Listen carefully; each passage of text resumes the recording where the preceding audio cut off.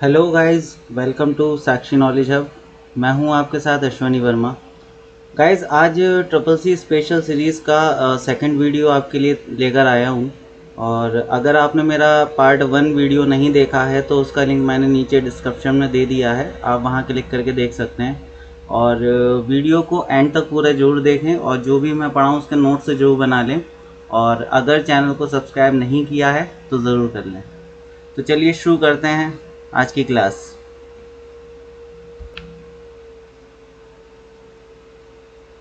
Gas, पहला question है कि many social media sites and service provide for valid account verification. कई social media site और सेवाएं वैध खाता सत्यापन के लिए प्रदान करती हैं। तो पूछा गया है कि क्या प्रदान करती हैं।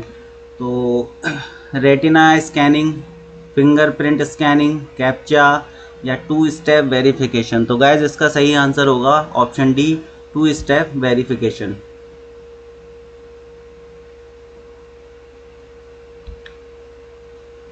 नेक्स्ट क्वेश्चन है, which of the following is not an information technology terminology. निम्नलिखित में से कौन सा सूचना प्रौद्योगिकी शब्दावली नहीं है। Option A cyber space, option B upload, option C light storage, option D modem.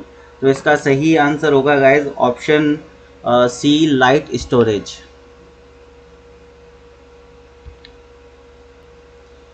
Next question है, what does SMTP signify. SMTP क्या दर्शाता है। यहाँ पे इसका फुल फॉर्म पूछा गया है कि SMTP का फुल फॉर्म क्या है। तो SMTP का फुल फॉर्म होता है guys simple mail transfer protocol.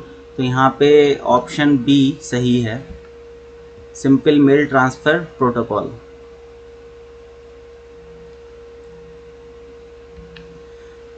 Next question है, full form of WWW is. WWW का फुल फॉर्म क्या है। तो इसका फुल फॉर्म होता है वर्ल्ड वाइड वेब। तो option A is the right answer, world wide web. और एक चीज़ और बता दूं मैं गाइस यहाँ पर आपको कि WWW का जो इन्वेंशन किया था वो टिम बर्नर्स ली ने किया था। ये क्वेश्चन भी काफ़ी बार पूछा गया है। एग्जाम्पल ऑफ रीडिंग और learning a subject with the help of internet. Internet की मदद से किसी विषय को पढ़ना या सीखना उदाहरण है लर्निंग का, ई लर्निंग का, सोशल स्टडी या नन ऑफ दिस। तो इसका सही आंसर होगा guys option B, E learning.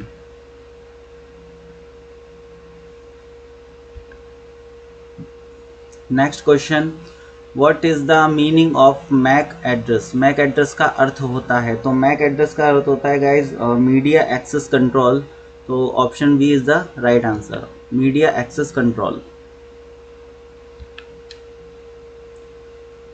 Next question है गाइज कि what is the user name in email address learn with Sanjesh underscore info@gmail.com। यहाँ पे एक ईमेल आईडी दी हुई है आपको और उसमें पूछा गया है कि ईमेल एड्रेस में यूज़र नेम क्या है। तो @ से पहले वाला जो होता है वो यूज़र नेम होता है। तो यहाँ पे ऑप्शन बी सही है, learn with Sanjesh _info।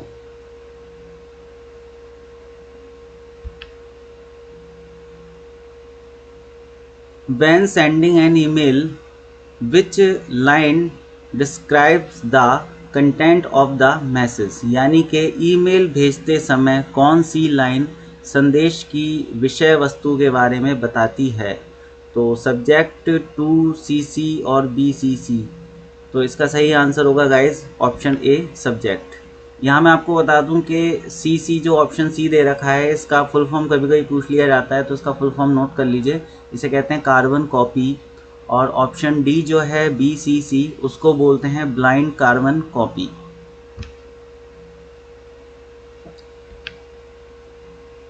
Next question है गाइस कि in which case of an email happens. प्रायः ईमेल किस केस में होते हैं, upper case, middle case, lower case या इटैलिक केस। देखिए जो मेल होते हैं वो ज़्यादातर लोअर केस में होते हैं। तो option C is the right answer, lower case.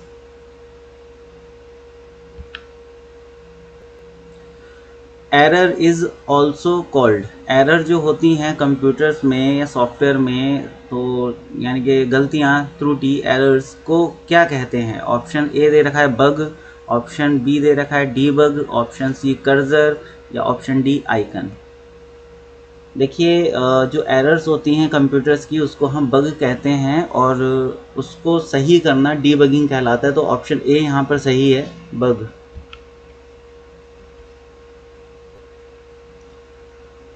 Next question है गाइस कि at the rate is use to add in an email address. Email address में जो एट द रेट होता है उसका प्रयोग किसको ऐड करने में करते हैं, तो इसका सही आंसर होगा guys option a user name.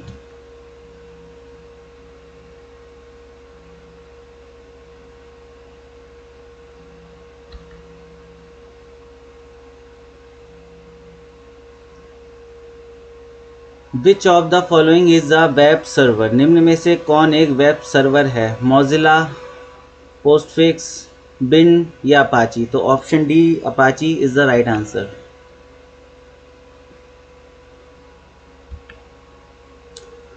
Next question है http www.google.com is an example of. एक यहाँ पर ईमेल एड्रेस पूरा दे रखा है गाइज और उसमें पूछा गया है कि निम्न में से किसका उदाहरण है। ऑप्शन है URL and access code, a protocol या ब्रॉडबैंड। तो जो भी हमारा वेबसाइट का पूरा नाम होता है http से स्टार्ट लेकर के और एंड तक, तो वो जो हमारा पूरा पेज का जो नेम होता है उसको हम बोलते हैं URL.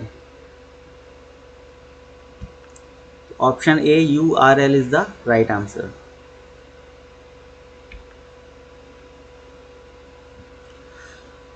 What is a uniform resource locator, यानी कि जो यूआरएल होता है उसका फुल फॉर्म नोट कर लीजिएगा, यूनिफॉर्म रिसोर्स लोकेटर कहते हैं, कभी कभी पूछ लिया जाता है। तो ये पूछा गया है कि क्या है, a hardware, a software program, address of a document और web page, all of the above. तो एड्रेस ऑफ अ डॉक्यूमेंट और web page, option C is the right answer.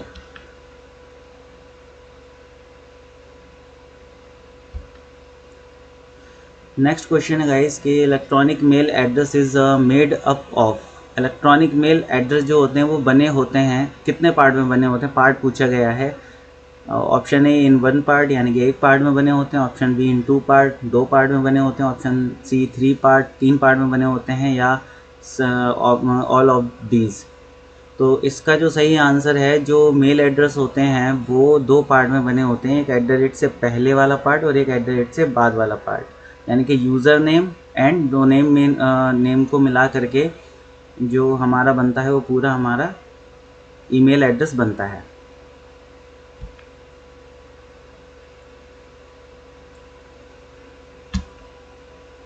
Next question है guys, micro blogging is an example of which. Micro blogging जो होता है इनमें से किसका उदाहरण है, Twitter, Google plus, Facebook, none of these. तो option A Twitter is the right answer.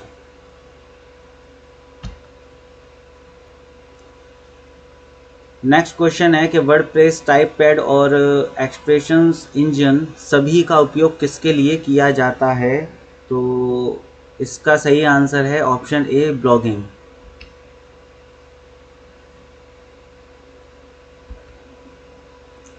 Next question है गाइस कि Telegram is an example of. Telegram उदाहरण है किसका, सोशल साइट का, इंस्टेंट मैसेजिंग का, वेब ब्राउज़र का, नन ऑफ दिस। तो option B instant messaging.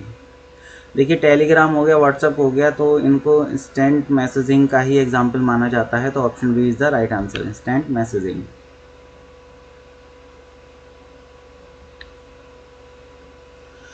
Next question है the following is an example of PAN. देखिए पेन का यहाँ पे फुल फॉर्म आप नोट कीजिए, पेन का फुल फॉर्म भी पूछा जाता है। पेन का फुल फॉर्म होता है पर्सनल एरिया नेटवर्क। और ऑप्शन में यहाँ पे दे रखे हैं कि निम्न में पेन का एक उदाहरण है। Option A hotspot, option B Bluetooth, option C internet, option D all of these. तो यहाँ पर जो ब्लूटूथ है वो पेन का उदाहरण माना जाएगा, तो option B is the right answer, Bluetooth.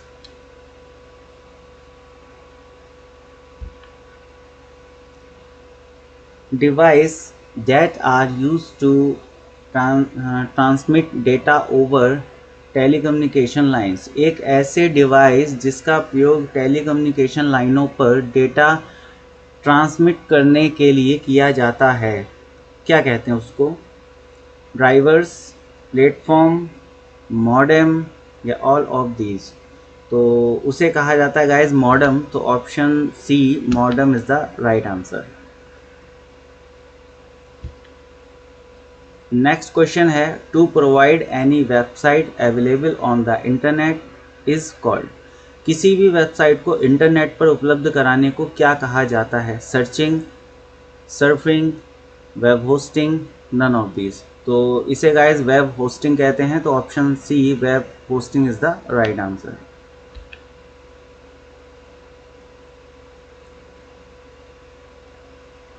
Next question है, which of the following is the physical path through which a message is transmitted?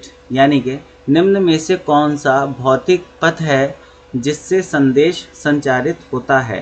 तो वो प्रोटोकॉल होता है, सिग्नल होता है, मीडियम होता है या पैथवे होता है? तो उसको हम बोलते हैं सिग्नल। तो option B signal is the right answer.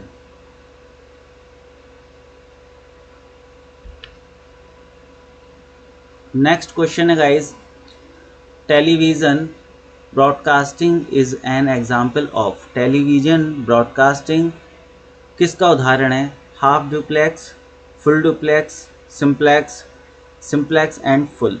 तो इसे गाइज हम कहेंगे सिंप्लेक्स। तो यहाँ मैं आपको पहले समझा देता हूँ कि simplex, full duplex and half duplex का क्या मतलब होता है। देखिए गाइज, जहाँ पे कोई भी ऐसी कम्युनिकेशन डिवाइस है जिसमें हम कम्युनिकेट कर सकते हैं, तो अगर वो एक ही मतलब एक ही साइड में अगर वो कम्युनिकेट कर रहा है, मतलब दो आपस में कम्युनिकेशन आमने सामने से नहीं हो रहा है, एक ही वे में कम्युनिकेशन चल रहा है, तो उसे हम बोलते हैं सिंप्लेक्स मोड, है ना।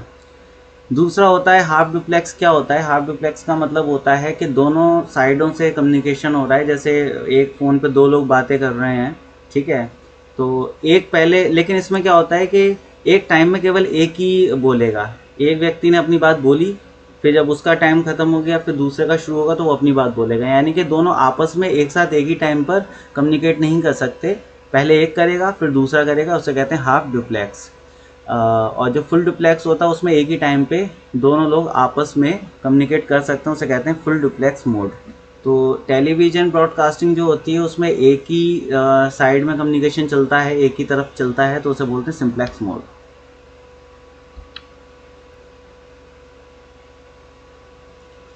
नेक्स्ट क्वेश्चन गाइस के by which one LAN connected to another LAN, एक लैन को दूसरी लैन के साथ किसके द्वारा जोड़ा जाता है? Option A modem, option B hub, option C bridge, option D router?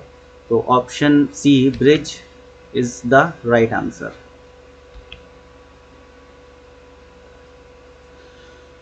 Next question है, which protocol is used for internet working? Internet working के लिए किस प्रोटोकॉल का उपयोग किया जाता है? HTTP, PPP, ऑप्शन सी है TCP/IP, ऑप्शन डी SMTP? तो option C is the right answer, TCP/IP। TCP का फुल फॉर्म होता है ट्रांसमिशन कंट्रोल प्रोटोकॉल और IP का होता है इंटरनेट प्रोटोकॉल। तो option C is the right answer.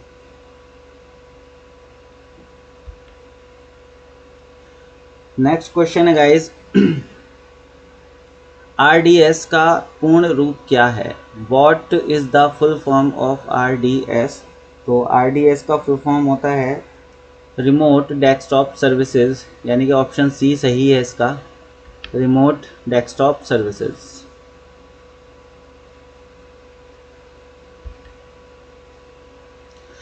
Next question है guys, what is the full form of STWL? STWL का फुल फॉर्म क्या है? तो STWL का फुल फॉर्म होता है guys hyper text web language. तो ऑप्शन ए सही है यहाँ पर, हाइपर टेक्स्ट वेब लैंग्वेज। एक होता है गाइज HTML। तो HTML का फुल फॉर्म भी काफ़ी बार पूछा जाता है, तो उसका फुल फॉर्म भी नोट कर लीजिए, हाइपर टेक्स्ट मार्कअप लैंग्वेज कहते हैं, hyper text markup language.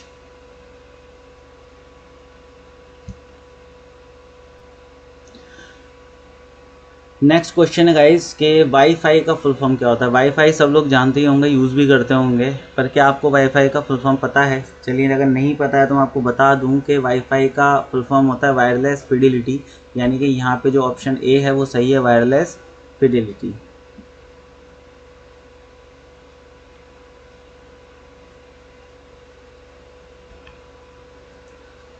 Next question है गाइस कि what does V R mean. V R का क्या मतलब होता है?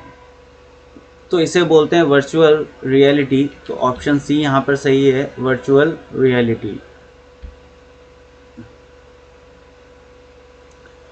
नेक्स्ट क्वेश्चन है गाइस कि IRCTC इज़ अ, IRCTC जो है वो क्या है?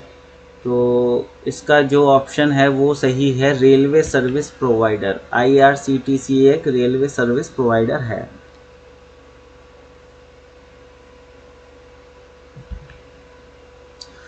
नेक्स्ट क्वेश्चन है guys, which file can not be uploaded to DigiLocker. DigiLocker पर कौन सी फाइल अपलोड नहीं कर सकते हैं? तो इसमें हम MP4 फाइल यानी कि वीडियो फाइल जो अपलोड नहीं कर सकते हैं, तो ऑप्शन ए सही है यहाँ पर, .MP4।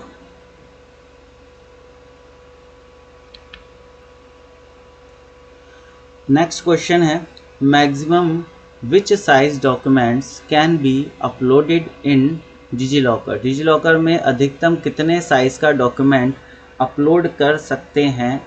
तो गाइस मैं आपको बता दूं, इसमें 10 MB तक का जो फाइल है वो आप अपलोड कर सकते हो, यानी कि यहाँ पे ऑप्शन बी 10 MB सही आंसर है।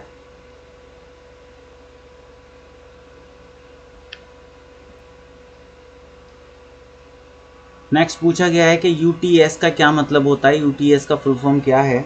तो UTS का फुल फॉर्म होता है अनरिजर्व टिकटिंग सिस्टम, यानी कि ऑप्शन बी यहाँ पर सही होगा, unreserved ticketing system.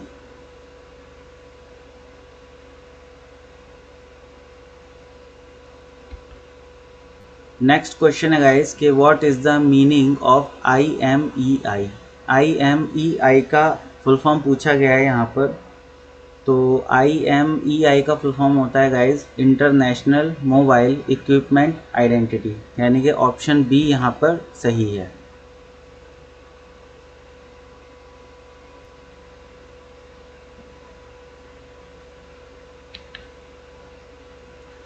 Next question है, what is the full form of UNIVAC. UNIVAC की फुल फॉर्म क्या होती है? तो इसे बोलते हैं गाइस यूनिवर्सल ऑटोमेटिक कंप्यूटर। तो ऑप्शन ए यहाँ पर सही होगा, universal automatic computer. Guys UNIVAC के बारे में आपको बता दूं मैं कि फर्स्ट जनरेशन का कंप्यूटर है। कभी कुछ कंप्यूटर्स के नेम दे करके पूछ लिया जाता है कि कंप्यूटर जो है वो कौन सी जनरेशन का है। तो यूनिवैक, ईडीवैक, ये सारे जो कंप्यूटर थे ये फर्स्ट जनरेशन के कंप्यूटर थे।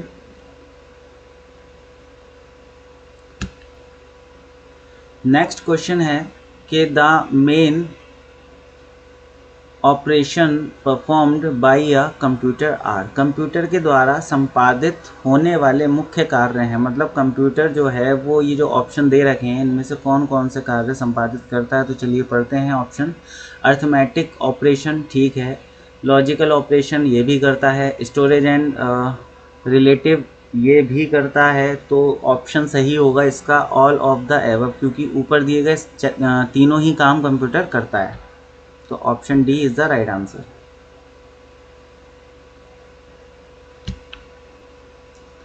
नेक्स्ट क्वेश्चन है गाइस कि integrated circuit was used in which generation of computer. Integrated यानी कि आईसी की बात हो रही है। आईसी किस पीढ़ी के कंप्यूटर में प्रयोग किए जाते थे? First generation, second generation, third generation या फोर्थ जनरेशन? तो देखिए मैं आपको बता दूं कि आईसी का जो पहली बार प्रयोग किया गया कंप्यूटर्स में वो थर्ड जनरेशन में किया गया था। उससे पहले आईसी यूज़ नहीं होती थी। First generation vacuum tube use होते थे, और सेकंड जनरेशन में हमारे ट्रांजिस्टर टेक्नोलॉजी यूज़ होती थी, और थर्ड जनरेशन में जो हमारे आए थे वो आईसी आए थे। तो इंटीग्रेटेड सर्किट यहाँ पर पूछा गया, इंटीग्रेटेड सर्किट जो है वो किस पीढ़ी के कंप्यूटर में प्रयोग किए जाते थे? तो ऑप्शन सी यहाँ पे सही आंसर होगा, थर्ड जनरेशन।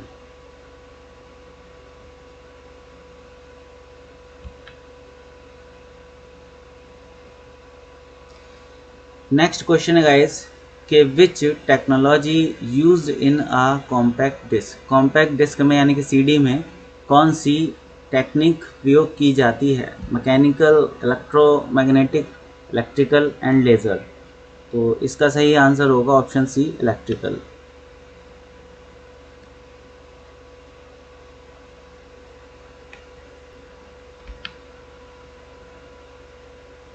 नेक्स्ट क्वेश्चन है गाइस कि ई रोम की फुल फॉर्म क्या होती है? तो इसका फुल फॉर्म होता है guys electrically reservable read only memory. तो ऑप्शन ए यहाँ पे सही होगा, electrically erasable read only memory.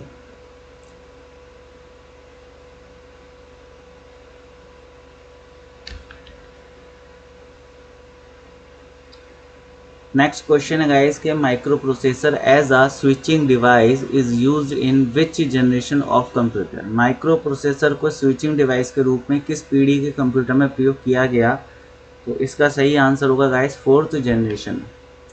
और इंटरनेट भी जो कॉमन हुआ था वो हुआ था फोर्थ जनरेशन में।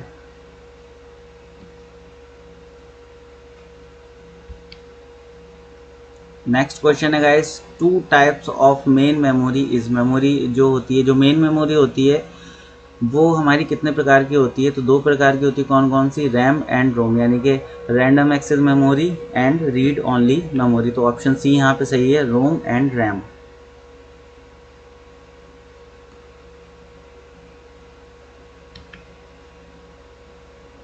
नेक्स्ट क्वेश्चन है गाइस कि a hybrid computer is.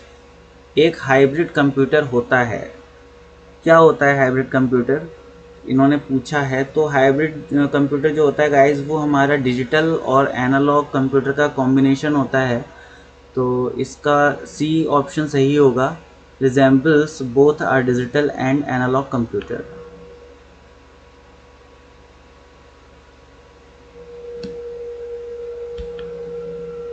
Next question है guys the major component of first generation computer is. पहली पीढ़ी के कंप्यूटर का मुख्य कंपोनेंट क्या था? तो मैंने भी बताया था थोड़ी देर पहले कि फर्स्ट जनरेशन में वैक्यूम ट्यूब वगैरह यूज होते थे। तो इसका बी ऑप्शन सही होगा, vacuum tube and valves.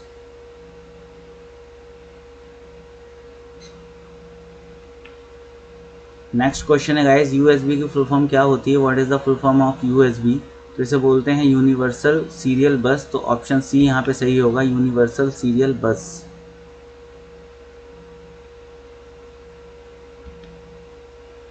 Next question है permanent memory of your computer is called. आपके कंप्यूटर की परमानेंट मेमोरी क्या कहलाती है? तो परमानेंट मेमोरी हमारी होती है रीड ओनली मेमोरी। तो यहाँ पे option B ROM is the right answer. देखिए जो रैम होती है वो चेंजेबल होती है, ठीक है, यानी कि उसमें रखा जो डेटा होता है वो सिर्फ प्रोसेस के लिए ही होता है कुछ टाइम के लिए। अगर हम सिस्टम बंद कर दें तो रैम जो होती है खाली हो जाती है, इसलिए उसे हम चेंजेबल मेमोरी या फिर वॉलेटाइल बोल सकते हैं। लेकिन रोम में जो डेटा होता है वो केवल रीड करने के लिए ही होता है, तो उसे हम रीड ओनली मेमोरी बोलते हैं। और ये नॉन वॉलेटाइल यानी कि नॉन चेंजेबल मेमोरी होती है। तो कभी अगर पूछा जाए आपसे कि वॉलेटाइल मेमोरी कौन सी होती है तो रैम होती है, और नॉन वॉलेटाइल मेमोरी कौन सी होती है तो होती है रोम। नेक्स्ट क्वेश्चन है गाइस कि a computer program is also called. Computer program के लिए दूसरा क्या शब्द होता है? तो प्रोग्राम को हम सॉफ्टवेयर भी कहते हैं। तो ऑप्शन बी यहाँ पे सही होगा, सॉफ्टवेयर।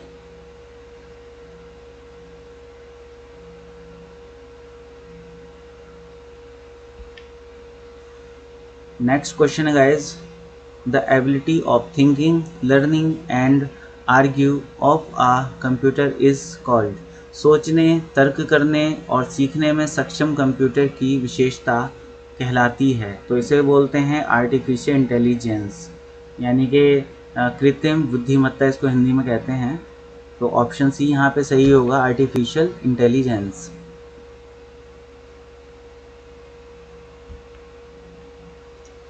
नेक्स्ट क्वेश्चन है गाइस कि which control the movement of signals between CPU and input output. CPU और इनपुट आउटपुट के बीच सिग्नल्स के लिए मूवमेंट को कौन नियंत्रित करता है?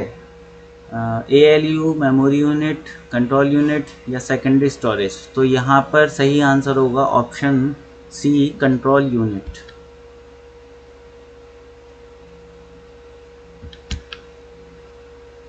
नेक्स्ट क्वेश्चन है गाइस कि in which generation of computers ULSI was used, यानी कि किस पीढ़ी के अंदर ultra large scale integration computer में प्रयोग होता था। तो इसका सही आंसर है 5th जनरेशन।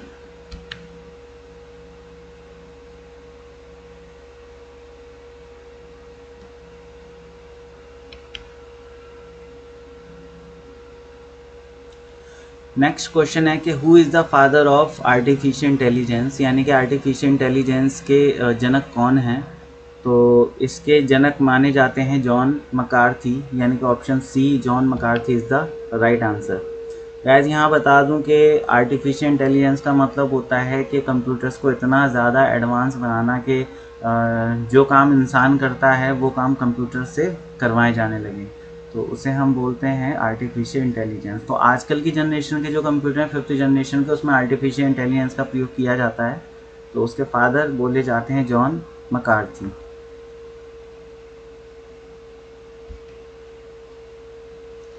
नेक्स्ट क्वेश्चन है OSS की फुल फॉर्म क्या है। Full form of OSS is, तो इसको बोलते हैं गाइज ओपन सोर्स सॉफ्टवेयर। तो ऑप्शन बी यहाँ पे सही होगा, ओपन सोर्स सॉफ्टवेयर।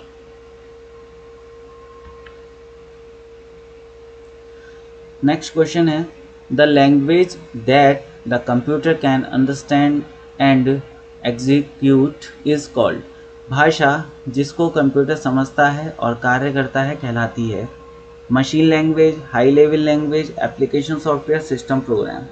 देखिए यहाँ पे जो सही आंसर होगा वो मशीन लैंग्वेज। इसको थोड़ा मैं समझा भी देता हूँ आपको। देखिए मशीन लैंग्वेज और लो लेवल लैंग्वेज दोनों सेम चीज़ होती है। मशीन लैंग्वेज या मशीन डिपेंडेंट लैंग्वेज या फिर लो लेवल लैंग्वेज, तीनों एक ही बात होती हैं। और इनको मशीन लैंग्वेज या मशीन डिपेंडेंट लैंग्वेज इसलिए बोला जाता है क्योंकि ये आपके और हमारे समझ नहीं आएंगी, इनको मशीन समझती है, मशीन इन पर वर्क करती है, इसलिए इसको मशीन लैंग्वेज बोलते हैं। जो ऑप्शन बी दे रखा है हाई लेवल लैंग्वेज, वो होता है जिस पे हम काम करते हैं, जिसको आप और हम समझते हैं मशीन नहीं समझ सकती, उसे बोलते हैं high level language.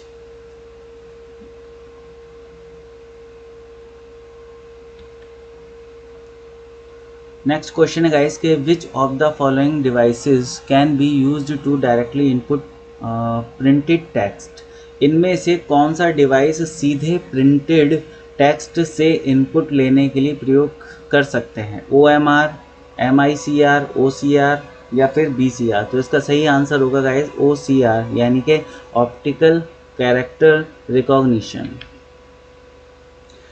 Full form लिख सकते हैं आप, OMR का होता है ऑप्टिकल मार्क रीडर या ऑप्टिकल मार्क रिकॉग्निशन। MICR का मतलब होता है मैग्नेटिक इंक कैरेक्टर रीडर या फिर रिकॉग्निशन। ऑप्शन डी का मतलब होता है जो BCR कह रखा है, इसका फुल फॉर्म होता है bar code reader.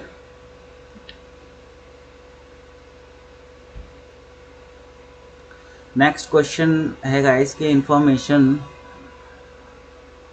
Retrieval is faster from, information को पुनः प्राप्त करना किससे तेज़ होगा। मैग्नेटिक टेप से, हार्ड डिस्क से, फ्लॉपी डिस्क से या all of ever.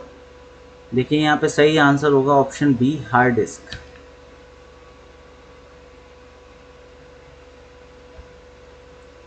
Next question है a translator is best described as, a translator मतलब एक ट्रांसलेटर की बेहतर परिभाषा है कि वो क्या है, एक सिस्टम सॉफ्टवेयर है, एप्लीकेशन सॉफ्टवेयर है, हार्डवेयर कंपोनेंट है या नन ऑफ द एबव। देखिए जो यहाँ पे पूछा गया है ट्रांसलेटर, तो ट्रांसलेटर एक सॉफ्टवेयर माने जाते हैं, ठीक है, प्रोग्राम होते हैं जो कि सिस्टम को काम करने में हेल्प कराते हैं, एज अ ट्रांसलेटर वर्क करते हैं। और ये होते हैं हमारे सिस्टम में कंपाइलर एंड इंटरप्रेटर, जो कि एक प्रकार के सिस्टम सॉफ्टवेयर है। तो यहाँ पे ऑप्शन ए सही होगा, सिस्टम सॉफ्टवेयर।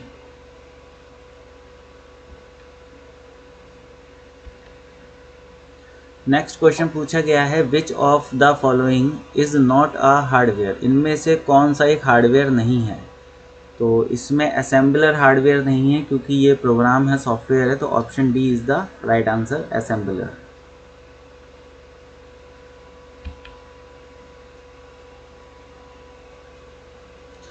नेक्स्ट क्वेश्चन है गाइस कि which of the following would cause quickest access, इनमें से कौन जल्द एक्सेस के लिए होता है। तो इसमें दे रखा है direct access from a magnetic tape, तो direct access from a hard disk, direct access from a floppy disk, direct access from a compact disk. तो यहाँ पे ऑप्शन बी सही होगा guys, direct access from a hard disk.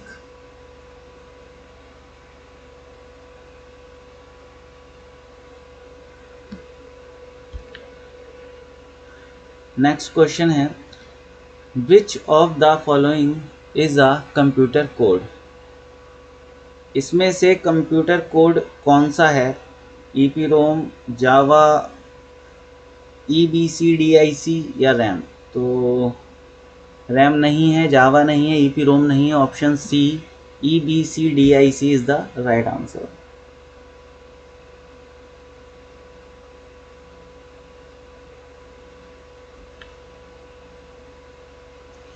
Next question है guys कि which one is an open source operating system, इनमें से कौन सा एक ओपन सोर्स ऑपरेटिंग सिस्टम है। तो इसका सही आंसर होगा option B, Linux.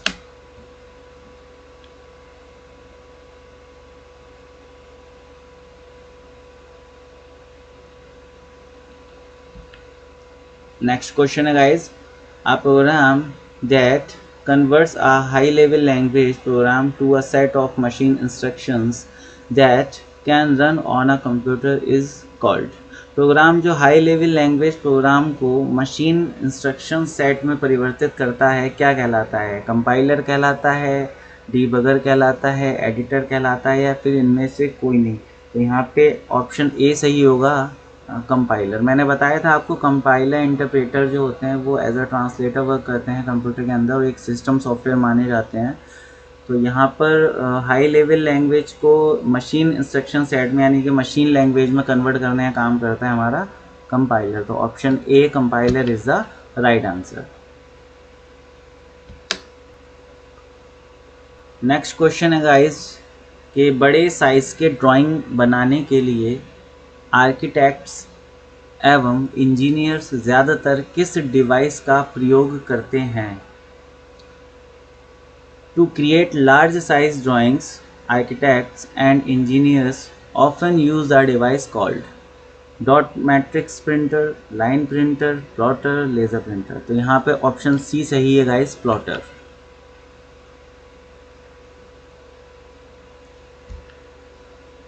Next question है which of the following is not an input device, इनमें से कौन सा एक इनपुट डिवाइस नहीं है।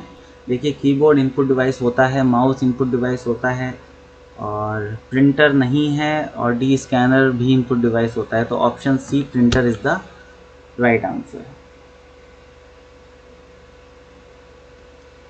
तो गाइज ये कुछ MCQs थे जो काफ़ी बार एग्ज़ाम में पूछे गए हैं और आई होप आपको ये समझ आए होंगे और आपने इनको नोट भी किया होगा। बस जो भी मैं पढ़ाऊँ वो अच्छे से पढ़ते रहिए तो आपका SSC एग्ज़ाम आप आराम से निकाल लोगे।